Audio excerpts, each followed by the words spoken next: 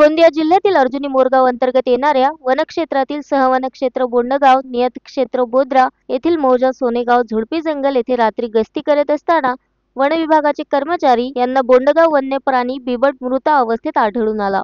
घटनेबाबत नोंद घेऊन मौका पंचनामा व वनगुन्हा जारी करण्यात आला।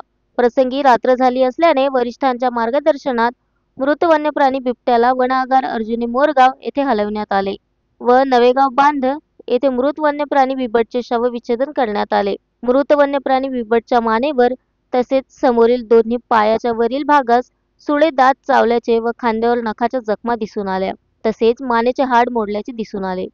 यावरून सदर वन्य प्राण्याचा मृत्यू हा वन्य प्राण्यांच्या आपसी झुंजीत झाला असावा असा प्रथमदर्शनी अंदाज आहे। मृत वन्य प्राणी बिबटचे वय अंदाजे 6 ते 7 वर्षे असून तो नर प्रजातीचा होता। सदर घटनेचा वनगुन्हा जारी केला असून पुढील तपास सुरू आहे। Sunil Kawade, the sting operation news, Gondia. The sting operation news, सत्याचे दुसरे नाव, अन्यायावर लेखणीचा घाव।